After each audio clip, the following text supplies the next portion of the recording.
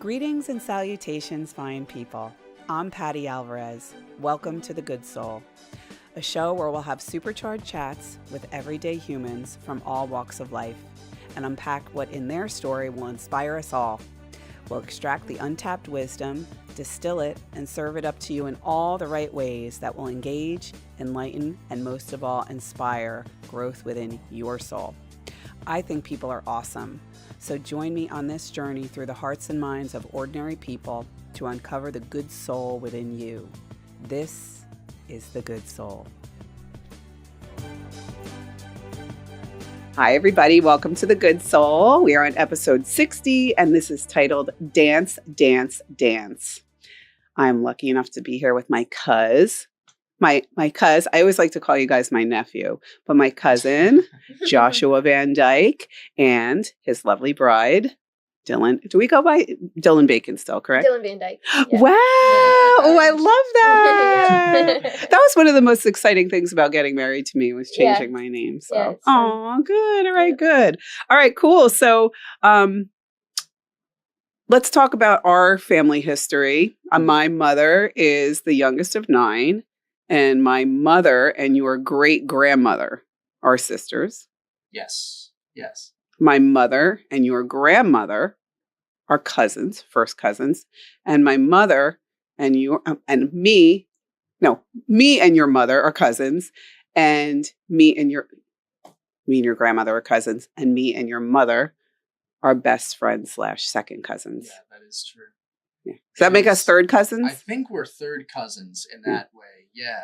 Like, was that like the technical? I think that's technical. I think that's the technical term. I know that you and my mom together is always a scary thing in the best way. It's always great. Bring the microphone closer to your face. Heard that. Yeah. Yeah, I thought I was a firecracker, but your mother is it's like step She's aside, Patti. Else, yeah. She is. She's one of a kind. And she's extraordinary. Oh, she's cool. And then Dylan, you would be my third cousin-in-law as well. Yeah, there we go. Yeah, third cousin-in-law. So let's just jump right into it. Absolutely. Tell me where you grew up first, and tell the listeners, I should say, where you grew up, a little bit of history and what led you up to being interested in dance. And then we'll move on to you, Dylan. Okay. So let's get started.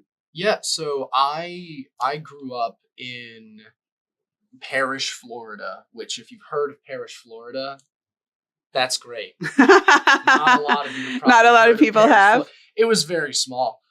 We were like 30 minutes from Bradenton, which was close, and about 45 minutes from Sarasota, which is probably the first city that people are starting to recognize. Okay.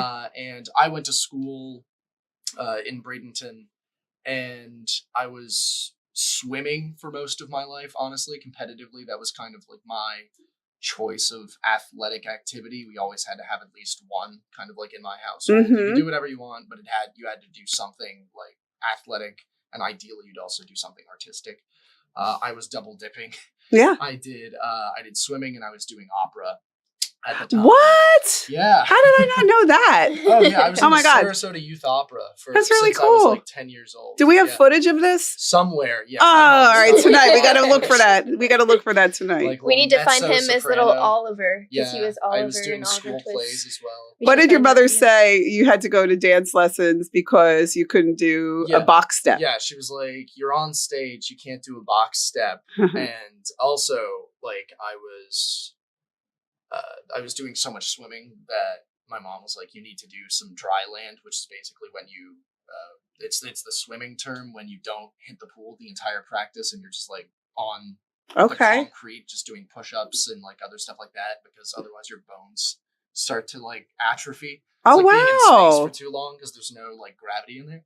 Interesting. I never knew that. Yeah, it was a double dip situation where she was like, A, you are incapable of doing the box step, and B, you need to do some dry land. Like, I love seeing her imitate you do the box step, the Oliver box step too. We had to make her do that tonight. It's funny. It was bad. I'm glad that's not recorded anywhere. And so I started doing ballet, and I did not care for it when I first started. It was, I mean, one, I don't like being made to do stuff. Okay. Like, I'm one of those where, like, I'll go.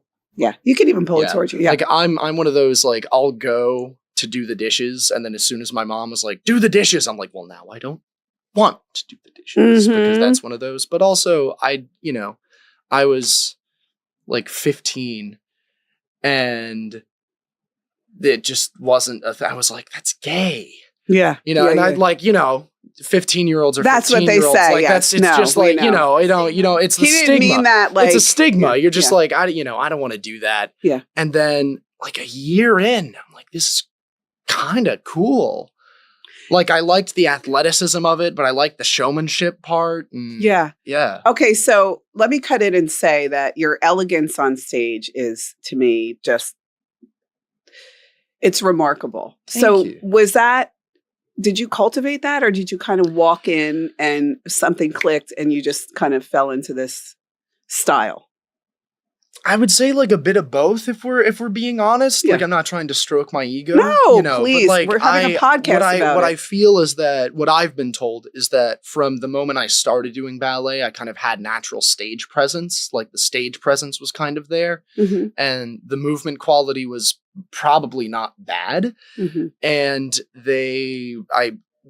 I started better, I feel, than most, like more ahead than most. And then I was able to more easily cultivate it into what I kind of want to look like on stage, if that makes sense. I would say, yeah. And I would have to say part just genetic, part just it was in you. Yeah. Part the swimming, a lot of elegance in swimming. Yeah. And part, I would say both of your parents, because as outgoing as your mother is your father too. I mean, what he does for a living, he's very outgoing and very able to connect with an audience. So, absolutely. Okay.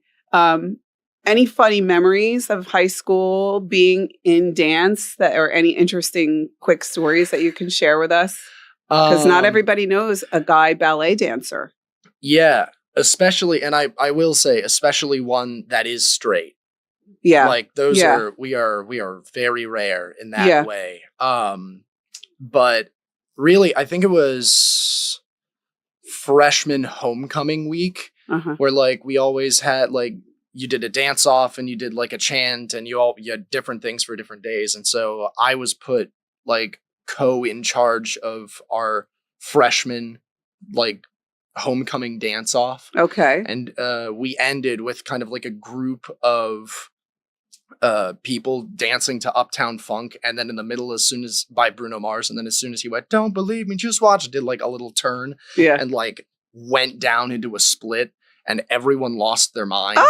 They're like, "Oh my god!" Well, you're also what, 6'3"? Yeah, I was 6'3". Yeah, that's crazy. Like, yeah. Your mom said something. Was there something about pirouettes down the hallway too? Yeah, at one she point? always keeps saying that, and it was like, I did a little, but I tried not to. You didn't go from class to class, not really. Why? It she sounds always so funny. says that. I like that. No, I'm like, all right, let's move on, Dylan. Talk to me. Let's move the microphone over to you and tell me about your upbringing and so forth and so on. Yeah, so I grew up outside of Atlanta, Georgia, about 45 minutes southeast from Atlanta. It's called Covington. Okay. And I was really lucky that a dancer who tried the professional route and it ended up not being for her, started a studio in Covington when she was like 22 years old, and she had so much ballet knowledge and so much like classical training that it was this fantastic school in the middle of nowhere. Isn't that amazing when people do that? Yeah. And so I actually started ballet when I was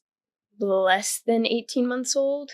My mom had me in a mom and me class that she taught because she did some dancing throughout high school and everything. And so she was teaching a mommy and me class, and she was actually concerned about my feet when I was walking because I was very flat-footed and a little bit pigeon-toed. Okay. And so she had taken me to the doctor, and they were like, well, put her in a ballet class and a dance class and see if she can like start to manipulate her feet better. And it's funny because my feet were so bad when I was a baby, but now I have what they consider good dancer feet. Like, so I have a high arch and a, really pointed foot and that kind of thing. So it's funny that ballet really did kind of cultivate good feet for me. Right.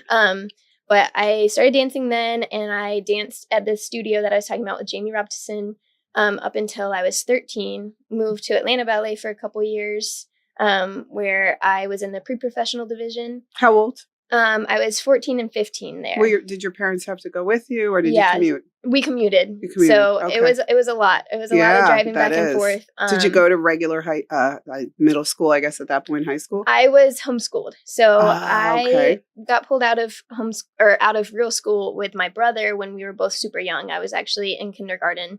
My mom was a teacher. She taught English, but she was irritated with the way that the school was like treating my brother, who had a few little learning problems, stuff like that. So she was like, I'm just going to take care of it and do it myself. And it, progressed me to where I ended up graduating high school at 16. Okay. Wow. And yeah, so I graduated early, and while I was at Atlanta Ballet, my teacher, who I was talking about, Jamie Robson, ended up opening a new studio in Atlanta. Okay. So I ended up going there for my senior year. And she was the one who brought in William Starrett, who's our boss now. Okay. And he kind of saw me and was like, yeah, you should come audition. And audition for the company. So I ended up auditioning for the company and getting a contract at 16 with the South Carolina Ballet. What a way to wrap up our first segment. So hold it there. We're going to pick up on the second segment, guys. Don't go away. We'll see you in a few here on The Good Soul.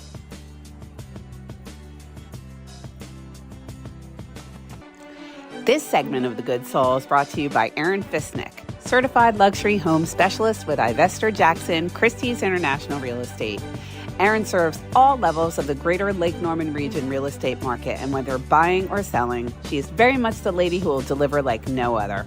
Many of us at Good Soul are also really happy clients. Aaron can be reached at 704-728-5657 or reach out to me and I'll get you guys connected. Thank you, Aaron Fisnick, and thank you guys for tuning in and supporting The Good Soul.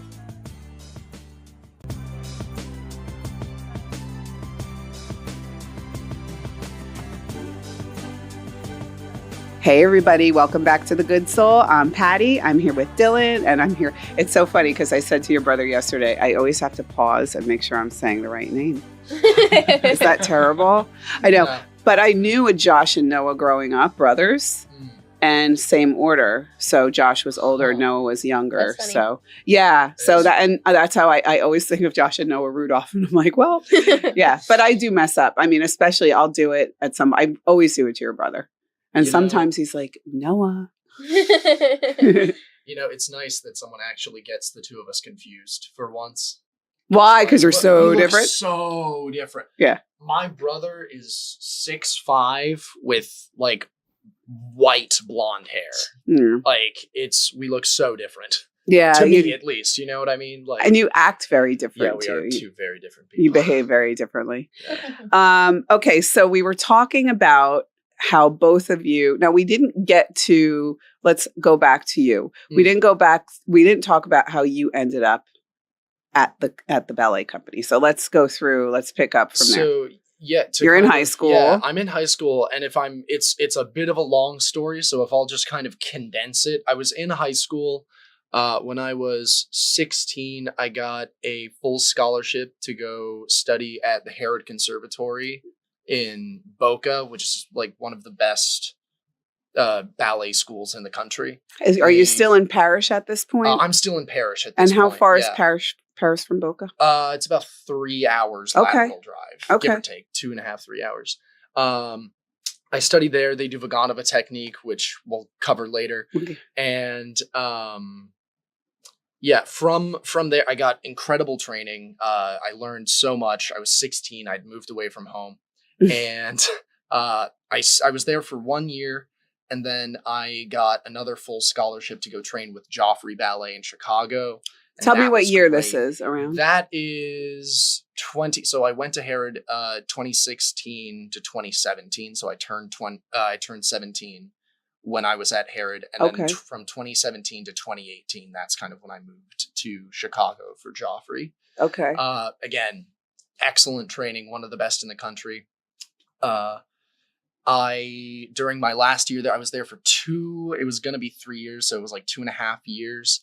In my second year, I got a stress fracture in my left tibia. And so I had to move, like I wanted to heal and kind of be away from it. I wanted to be with my family, kind of specifically my mom. Cause even when you're an adult, you want to go back to mom. Of course. Like when you're hurt, yeah. and just that instinct, you're Absolutely. like, I want mom. Yeah. And so especially my your brother, mom. Yeah, especially my mom. Yeah. And so my brother had followed his tennis coaches up to Columbia, South Carolina to continue his kind of training. Mhm. And so my mom was with him because she wasn't letting the 15-year-old move away. And so I moved down to Columbia, healed up, went back to Chicago, 14 days of being in Chicago, COVID hit. Mm-hmm. So I got sent back to Columbia. Mhm. And, Hang on one quick second. So Joffrey, Yes. when you train there, Yes. is it kind of similar to what you're doing now? Are there performances? Is it a company Yeah. or is it a school or is it both? It's both. Technically, so the Joffrey Ballet is an amazing company. Mhm. I love that company. They're gorgeous. Mhm. And they also have a conservatory attached to the company, kind of, and that's like where all their students go through. I was in what's called the trainee program. Mhm. And so I got to interact with the professionals Mhm. like on a semi-regular basis. We got to take classes with them whenever they needed us to go into roles, like core roles like Snow or something like that. Okay. They utilized us Mhm. for that kind of thing. So I got some professional experience. I also did some guestings, which is where a school or a company pays you to go out and do like a role or something like that. Okay. So it's a way to like inflate like your resume so that you can put some principal roles on it, like Okay. even though you're like 17, 18. Okay. All right. So let's bring it back Bring it now. back. You're back to South Carolina. Yeah, I went back to South Carolina during COVID, got a little stir crazy, and I wanted to work out, basically find a ballet, I was tired of doing ballet in my living room, so I wanted to go somewhere and actually take some ballet classes. So I reached out to Miranda Bailey of, at that point, Columbia City Ballet. That's right. Yeah, and I accidentally myself a contract. I was like, hey, can I just like come in and take class? I'm 6'3" and a boy, by the way. And they were like, absolutely. So I came in, I took class. I thought I did pretty well. At the end of the class, it was kind of weird at the time. William Starrett, who would be my boss, was like, hey, can I see you upstairs for a minute? And I was like, sure, yeah, why not? Yeah. Went up and he went, here's X amount per month. You want to join my company? And I was like, oh, Wow. sure. Yeah. Okay. Were you in that class, that first class? And do you remember him vividly? Yes, I do. Yes, I do. Oh, yeah. Now can so we- briefly- yes. Oh, Briefly, I had actually left the company for a season. I was planning on trying to audition and go elsewhere. I had been there for several years. There were a few things that had happened the season prior that kind of led me to make the decision to take a gap year. Okay. And so I was at home back in Atlanta teaching at my teacher, Miss Jamie's studio, Okay. and taking classes and that kind of stuff. How old at this point? This was like 2020, I guess. Yeah, so I would have 2020. been 20. Okay. And I was auditioning, and that's when COVID hit and everything got shut down. So I had only done like 2 of my like 12 planned auditions. Okay. And one of the companies was no longer hiring because no one had money because of COVID. Mhm. And then the other one was like, well, you can pay to be a trainee. But I had already been in a company as a paid dancer. And Yeah. so I didn't really want to go back Yeah, that that's going direction. taking steps backwards. Right. So instead, my mom was like, why don't you reach back out to William? You know that South Carolina is going to be open. Like most of the companies didn't even get to perform that year like we Yeah, did. COVID shut Mhm. everything down. Job Sure. shut down. Right. So Yeah. I was in his class to re-audition myself. And I just remember he took me back upstairs after he had talked to Josh and was like, yeah, I'm going to have to see like how much money I have after offering that redhead dude some money in a contract. He said that out loud to you. Yeah, he said that to me. And I was Okay. like, oh, so this Aw. new guy is going to get a contract and you're not going to hire me back because of this random kid. She did not care for me when I first arrived here. Well, you did tell me that. Yeah. Was it okay? So it's one thing for like logistically how you explain, like, wow, is his salary going to squash me out or whatever? Right. But was it a personality thing too? Well, to be fair, we only had like maybe 4 words spoken between the 2 of us Yeah. during the class. It was like we were the only 2 professionals in there. Everybody Yeah, it else was a student students. class. Okay. But it was still super COVID, so we had the masks on, and we had to stand like 6 feet apart. They had it all like taped out so you couldn't like You go had anywhere. to dance with masks on? Oh, yeah. It was terrible. We did an Absolutely. entire We did ballet we season did a whole wearing season. masks. They decorated them to match our costumes. Like, I No, did snow sorry, paw, not. Wow. wearing Okay. a mask. Yeah. All right, let's not go there. No, I mean, like, whatever. I'm just Yeah. Not whatever to terrible. me, but It was not terrible. it's ridiculous. commentary on it, But yeah. like, just logistically trying to do cardio in general, and like a heck of a lot of cardio while Yeah. wearing a cotton mask. It Yeah. was terrible. Yeah, That it's was terrible. bedazzled But to about match his your like costume. personality, I didn't really get to see much of it, but like we were all mildly out of shape because we had all been doing ballet in our kitchens, Yeah. and you can only do so much in your kitchen, so nobody was like fully in shape at this point. And so I remember he had like not been jumping and doing pirouettes, and I remember being like, he wasn't that good. Like, he does not deserve a contract for me. He wasn't So that cute. good, you know, that I kind of love it. thing. So, but I mean, I didn't really get to talk to him much. He'd made like some kind of goofy comment, I and I was was like, nervous. "Oh, one of those." Mhm. I was like, So "One okay, of so those." you both get in, obviously, you both Mhm. sign contracts, and this is a 2021. Is it This the is 2020 to 2021 season. 2020 to Mhm. 2021? And so at this point, the season, when do you start rehearsing for the season?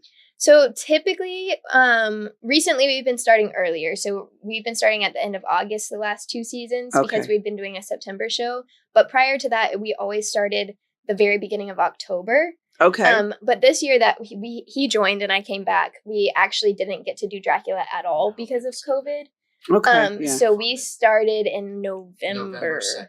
November 2nd. Yeah. Okay. And what does the relationship look like? And not just specifically you guys, because I mean, we can be real. I think you did you have a boyfriend and he had another girlfriend too? I was single when I first joined the company. I won't lie, and she will say otherwise, but when I first saw her in the audition, I was like, she's got gorgeous eyes. I was like, this is a beautiful woman. Mm-hmm. She's And got I gorgeous found- everything. She's, Yeah. she's gorgeous. Yeah, she's gorgeous. And I found out that she had a boyfriend, and I was respectful about it. Off I was like, limits. okay. Yeah. I was like, okay. Okay. But I still wanted to be friends with her. Yeah, we're going to wrap this up because Yeah. that's a good note to end on. And guys, we will be back in just a few minutes. Thank you for being here. Don't go away. We'll see you in a few on The Good Soul.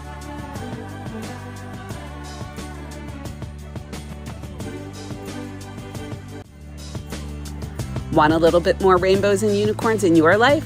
Start your day with Good Soul Daily. Every morning, you'll find me in your inbox where I share a quick story, lesson, or quote to spark joy and inspiration. Come join our hundreds of daily readers and let's step into our new day together with my lighthearted, Pollyannic approach. I would be honored if you'd allow me into your heart and head where you are sure to be delighted and inspired. Text me over your email address to 704-618-7993 for your daily dose of happiness and reassurance that life is pretty darn awesome.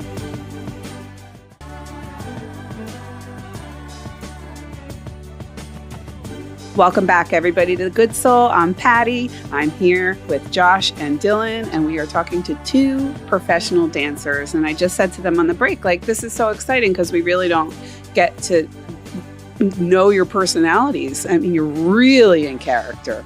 You're not only it's almost like you're not human when you're up on stage and dancing. You know, you're doing, it's true. That's Yeah. the idea. It feels Yeah. that way for us too. Yeah, a little bit. That was the point. That was the when it was point. invented, yeah. Okay, so good. That was a great, let's segue that in. So a little bit on the history of ballet and the styles of ballet. Why don't you take this? Yeah. So history-wise, ballet traces its way 400 years back to over 400 years back, really, to like the Medici. It originated from an Italian court dance that they used like to signify royalty, and then the Medici married a king of France, married their daughter to the king of France, and she took that with her, and that's how France kind of got a hold of ballet.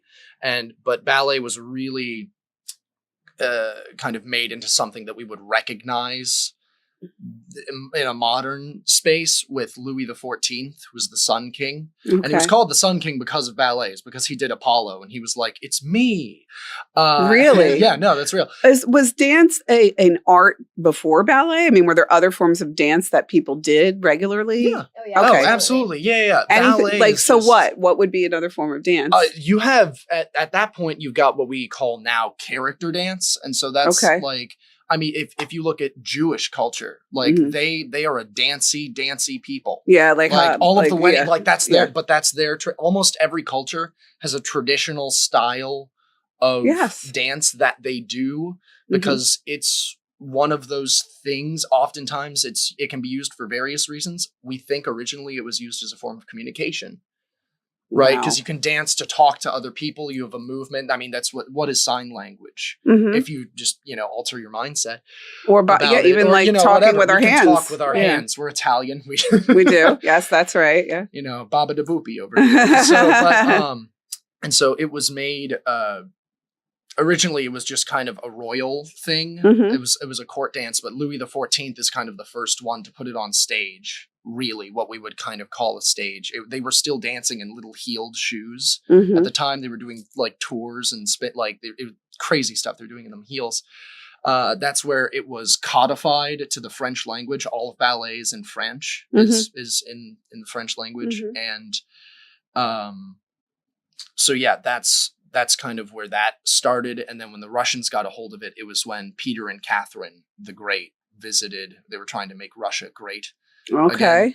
And because all of their previous leaders were just like, we're going to make it bigger. That was the whole. And so they were like, we're going to make it great, though. And so they visited France, which was like kind of the greatest civilization at the time. And they picked up ballet because Catherine the Great loved it. Okay. And they took it back to Russia. And that's why the Russians have a history of ballet. Okay. As well.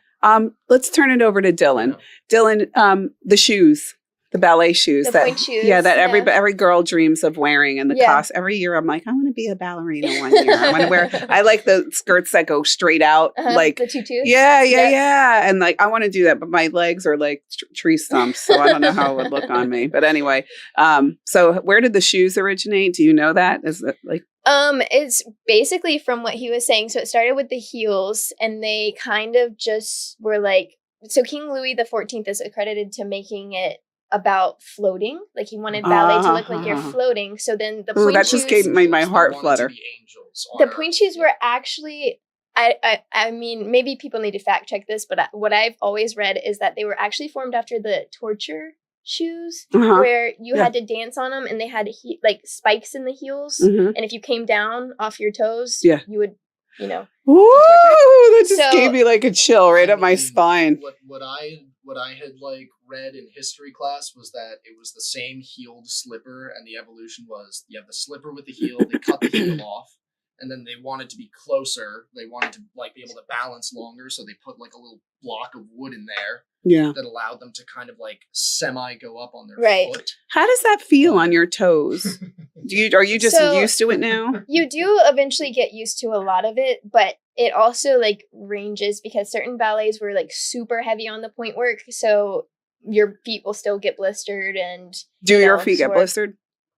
Knock on wood, I don't really get blisters very often. That's not typical for me. My feet have kind of built up the calluses. I typically have more issues with like toenails or corns. Or and a lot of people do. It's super common. What where am I going with this question? It totally just slipped my mind what I was going to ask.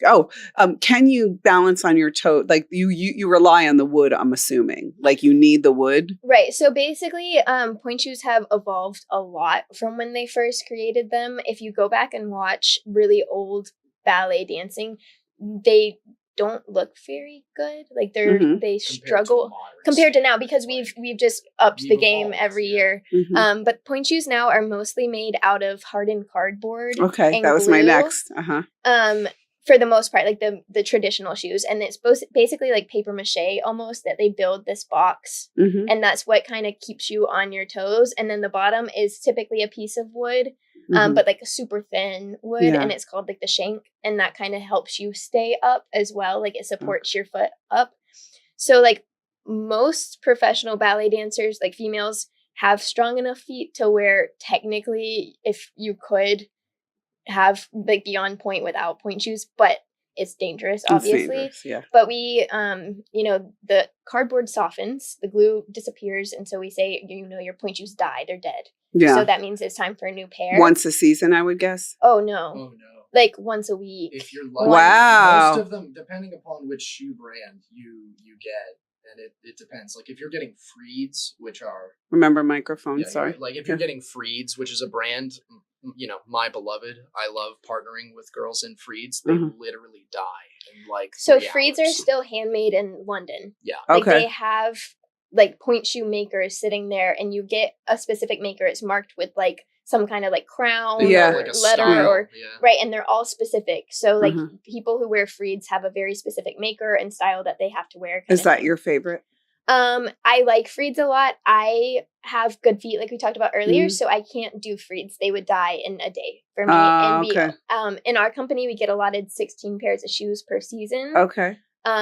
What brand? I wear Suffolks. Suffolks. Yeah. So What about boys? Anything special about your shoes or no? Because we want to get into the no- style. So Honestly, not really. They're No. all ballet slippers. We all have different brands that we like. In studio, I like to use Sancha because they're 2 layers of canvas and they last forever. Yeah. My wife hates them because they make my feet look bad. And Oh. They're like I have good boats. feet. They look Okay. like boats because they're big. yeah. But also I'm not hurting all the time. And Yeah. I also, have pretty good feet. So Yeah. if I And you're use, holding like, a lot. if so I you use need- Sodansas, which are like the ones that I use to perform, Mhm. I kill them in 6 days. Okay. They're dead. All right, let's talk about if as it relates to say yoga. There's styles of yoga. There's excuse me. There's Bikram yoga. There's Yin yoga. There's Vinyasa.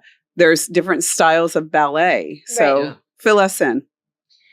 So really there's 3 main styles, I would say, of ballet, and then recently more kind of a 4th. Okay. So you have Vaganova, which is like My the beloved. super Russian, like the Vaganova school in Russia is like the most prestigious school to get into. In the They world. Okay. they bring you in when you're 8 years old and like a skimpy little leotard and look at your mom to make sure you're not going to get a certain size. Yeah. And they bend you certain ways to make sure Yeah. like it is one of those things like you just don't get in there You unless get it or you don't. Right. And Is that's- it predominantly Russian people in the Yes. in that? Yeah. they on There's occasion certain there's been a exception, few Americans who have actually gotten into Shout out to the school. Julian McKay. He did it. Yeah. Oh, wow. At like 18 years old. But or it is Yeah. very Crazy rare talented, for anyone yeah. who's not Russian to Okay. end up there. And did you say the 3 styles? Like when you No, said- so then we have Cecchetti, which is a little bit more of an older style. It's Italian. it's It's Italian. the one, yeah. It's not very common anymore to do strictly Cecchetti so style. Vaganova. Vaganova. Vaganova is strict, precise, like Yes. we would say the Bikram yoga. It's the Yes. precision, yeah. Yeah. There is a right way to do it, and if it is not that specific way, it is wrong. And Okay. being wrong is wrong. Yeah, and there's no gray And area. there's Right. 0 gray area when you're in school. Okay, and then the second Cecchetti? You said? Cecchetti. Cecchetti. So with Cecchetti, because I know what the third one, and I loved how you were doing different Mm. poses to show me Yeah. in Charleston. What characterizes the Cecchetti? Like what? I would say It's it's Italian. I mean, it's Italian. I would say there's certain movements that, first of all, everything has slightly different terminology in Mhm. these different forms. Okay. Not as much with the third, but we'll get into that. But so Cecchetti calls like this arm movement third arabesque, but in Vaganova, third arabesque is like a different, like so Yeah. it You have a all different thing. yeah. Okay, Um, so and then the third is Balanchine. Balanchine. The Balanchine. American one. Kind of more modern, a little more. Yes. Balanchine is what you get when you have George Balanchine, who was trained in Vaganova, and America at the time didn't have any dedicated American style, he said in air quotes, Mhm. of like ballet, and so Balanchine wanted to make an American style, which meant like athletic and like lots of jumping and very quick movement. Like he moved to New York City and he saw the way everyone was moving all Yeah. the time. You're going Yeah. from one place to another, and just the rigors of the city. And he said, I want to like kind of influence that. And so that's where like the arms get higher, the Okay. hands get more expressive. It's not as constrained. You more. It's the more is more. Okay, I'm going to ask you to hit pause. We're going to pick up where you left off, Pause. guys. So we will see you in just a few here on The Good Soul. Don't go away. We'll be back.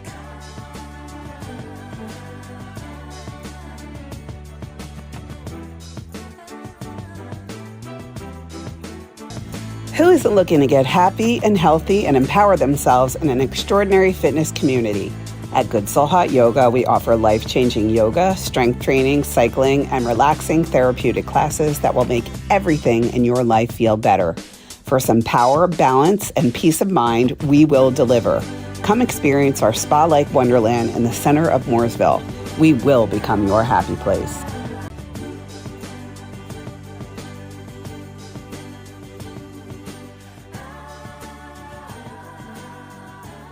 Welcome back, everybody, to The Good Soul. I have Josh and Dylan with me. We're on episode 60, Dance, Dance, Dance. And Josh and Dylan are both professional ballet dancers. Would you say professional ballet dancers is your title? Absolutely. That's Absolutely. it. How, did you ever think, especially you, Dylan, does it make you so excited to be able to say that? Or are you over it at this point? I'm definitely not over it, but I think I have to think about it and put it in perspective a lot. When we get in the grind, it's really hard to process and remember why I'm here and what got me here and how much effort and time and sacrifices it did take to get to this point. And it's really helpful to see little kids out in the audience and remember that was me and that I saw professionals like this dance and it really made me want to do it too, and I made it kind of thing. Did you look at them like they were prince heroes to you, absolutely. queens? They were here, professional dancers were heroes to me until I became one.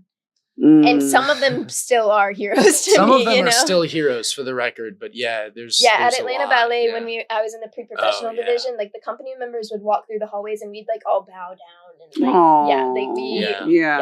Okay, so take me through briefly, and just full disclosure, guys, we're going to have them both back on separately because there's a lot of things I want to get to with Dylan in terms of body image and diet and how as it relates to your career, which I think most of us in our careers have all of these similar issues we have to deal with. And then just for life as a male ballet dancer is, again, we could talk for days and days on both these topics. So let's go through the grind. Let's go through the season. We said is basically October to mid to late September to mid-May, you think? No, more March. Okay. Typically. Mid-March. It depends on the year, so we kind of alternate when we start and stuff depending on what shows get booked. Okay. So but generally speaking. Somewhere around there. Okay, rehearse. So you rehearse. Let's just take Dracula is usually the opening show. Right. How long does it take for you to prepare for a show like that? So we are in rehearsals Tuesday through Saturday. Tuesday through Friday is 9 to 3:30. And then Saturday is 11 to 7. Do you guys break off? So basically any of the group stuff is all together in the bigger studio. Okay. And then if there's people who are not involved, who have other things, sometimes Josh and his partner Claire will get taken into the other studio to work on their pas de deux while the rest of the group is working on the vampire scenes or whatever, for example. But for the most part, we do a lot of full company rehearsals in our company. Our other shows Motown and Elvis and things like that, that are more of what we call the jukebox ballet. So more just pieces all put together versus a show with a story. Those definitely get more split up. You'll have 3 rehearsals going on at the same time for 30-minute periods, and then you'll switch to a different studio. Okay. William choreographs all of them.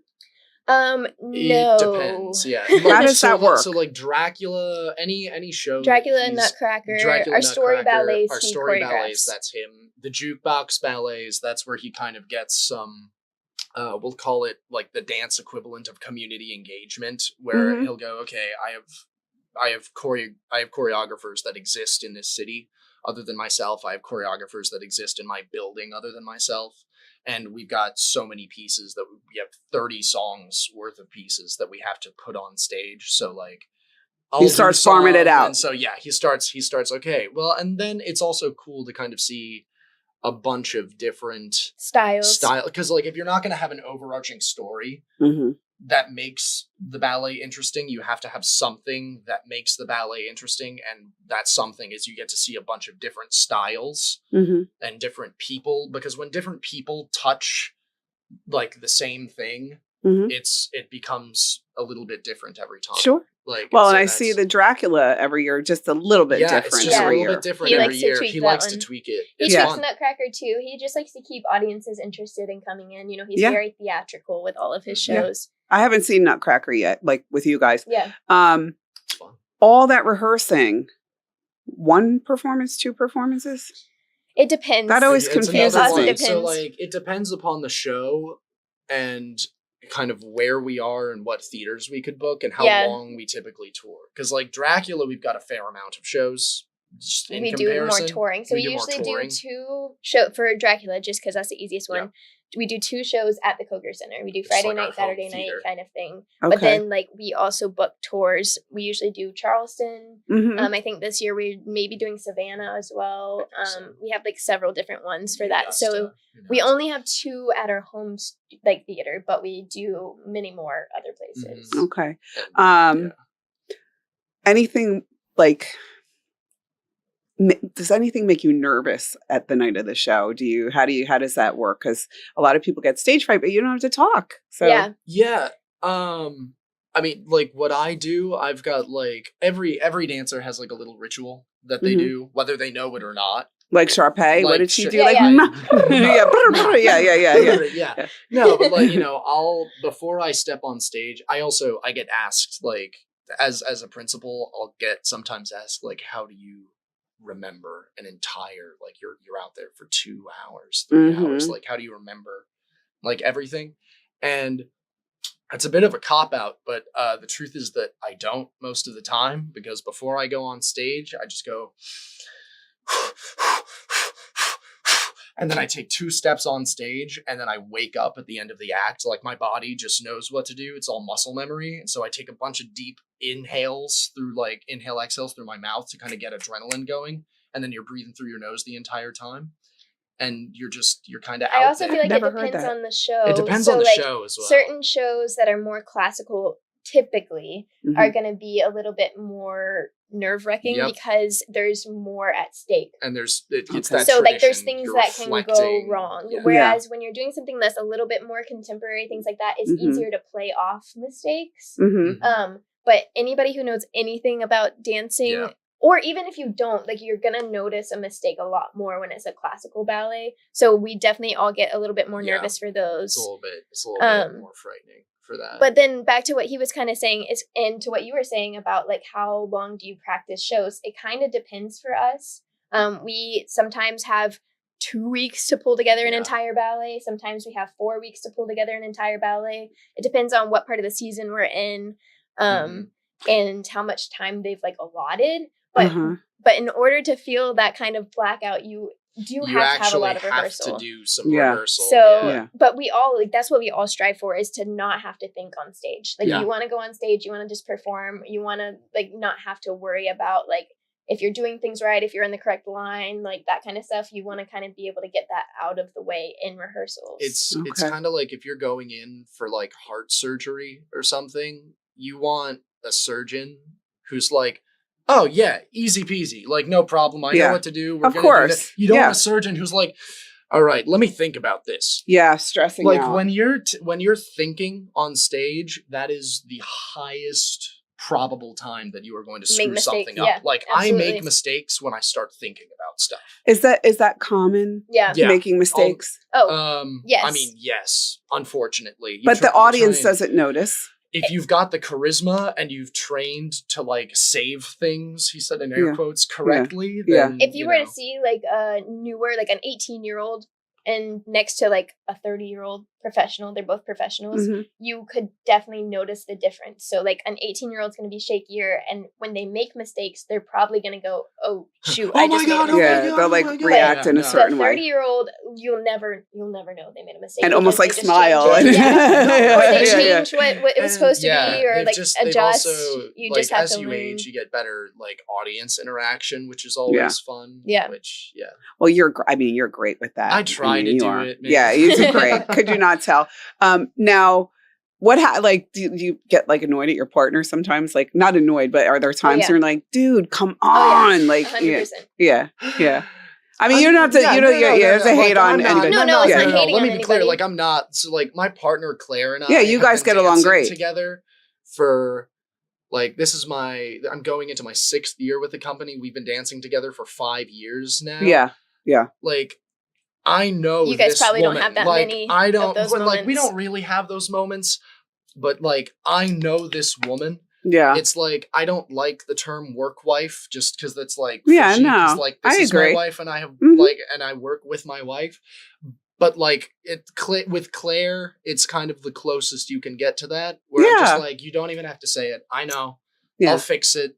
No fuss. Sometimes we butt heads in the studio when we're both like tired and we've been trying to drill something for like half an hour. It would be weird if you didn't. I'm like, okay, let's breathe. Yeah. Let's take a breath.